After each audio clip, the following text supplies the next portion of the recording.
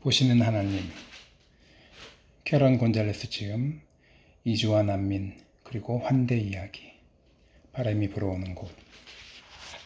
1장, 나오미와 룻, 복된 연합.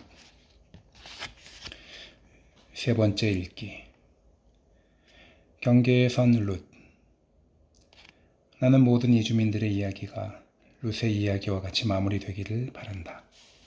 하지만 난민의 정착을 지원하고 이주민을 위한 법률 상담을 제공하는 비영리 조직에서 일하면서 현실이 그렇지 못하다는 것을 알게 되었다. 만일 룻이 오늘날 미국에 온다면 어떻게 될까요? 라삐 아소와스코는 이렇게 묻는다. 과연 그녀가 국경을 통과할 수 있을까요? 미국과 캐나다의 이민법에 대한 약간의 지식만 있어도 이게 가능하지 않다는 것을 알 수 있다. 미국 이민귀화국에 따르면 룻은 가난하지만 재정착 난민이나 난민 신청자로 분류되지는 않는다. 재정착 난민이나 난민 신청자 지위는 인종, 종교, 국적, 정치적 견해 또는 특정 사회 집단의 구성원이라는 이유로 박해를 받고 있거나 박해받을 것이 현저히 우려되는 이들에 한정하여 엄밀하게 주어진다.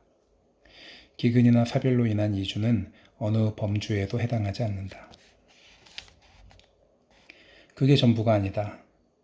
미국 이주민 그룹 중 소외 국가의 국민에게 열려있는 이민 비자인 추첨을 통한 비자에 지원할 자격도 룻에게는 주어지지 않는다. 고등학교 졸업장이 있는 사람만이 지원할 자격이 주어지는데 여성인 룻은 그녀가 받았을 교육에 대해 거의 알려진 바가 없지만 교육을 거의 또는 전혀 받지 못했을 가능성이 크다. 합법적으로 미국에 이주하는 다수의 이주민들은 미국 시민권자인 가족이나 친척들로부터 재정 보증을 받는다. 가족 초청 이민이라고 하는 이 제도는 현재 미국 이민 제도에서 핵심적인 부분이다. 하지만 룻은 시어머니 나오미로부터 재정 보증을 받지 못할 텐데 미국 시민이 재정 보증을 할 수 있는 대상은 배우자, 부모, 자녀, 형제, 자매로 한정되기 때문이다. 시민권자인 남편을 잃고 수입이 없는 시어머니만 있는 경우라면 재정 보증의 조건 자체가 성립하지 않는다. 설령 나오미가 법의 허점을 발견하여 어떻게든 룻의 재정 보증을 할 방법을 찾는다 하더라도 직업이 없는 나오미로서는 룻이 공적 부조를 받는 사람, 즉 정부의 보조금 지원이나 장기 요양 서비스를 받는 사람이 되지 않으리라는 근거를 제시할 수 없을 것이다. 게다가 배우자가 아니거나 21세 미만의 자녀가 아니거나 부모가 아닌 사람을 위한 재정보증 비자는 최근 12세에서 23세 사이의 지원자에게 차례가 돌아간다. 따라서 룻의 유일한 희망은 임시 취업 비자일 텐데 이 경우 신청하는 이주민 수에 비해 매년 발급되는 비자 수가 턱없이 부족하다. 대부분의 경우 이 비자는 미국에서 찾기 힘든 직종에 종사하는 의사, 소프트웨어 개발자, 그 밖의 전문직 종사자에게 주어진다.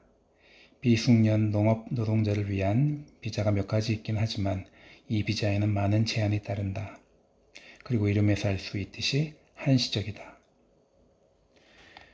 오늘날 미국에서와 같은 국경 통제와 이민 절차가 유다에 있었다면 유다는 분명 자신들을 찾아온 어마어마한 축복을 놓쳤을 것이다.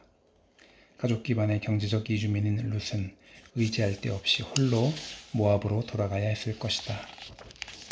오늘날이라면 룻은 국경에서 발길을 돌릴 테고 연로한 나오미도 어느 자비로운 친척이 자신을 불쌍히 여겨주기만을 바라며 발길을 옮기고 있을 것이다. 미국의 이민 제도는 우리가 룻기라는 작은 책에서 볼 수 있는 것과는 또렷한 대조를 이룬다. 룻기에서 우리는 이주민과 원주민이 공동체의 번영을 위해 손을 맞잡고 협력하는 모습을 본다. 그들은 자신의 안전이나 경제적 이익에만 관심을 두지 않는다.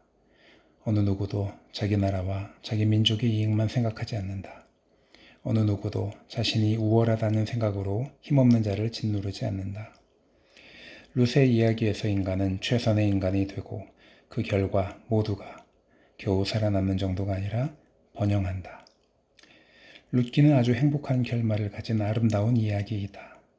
마태복음 1장의 예수님 족보에서 보듯 이주민 룻과 원주민 보아스 사이에서 태어난 아들 오벳이 다윗 왕의 할아버지가 되니 말이다.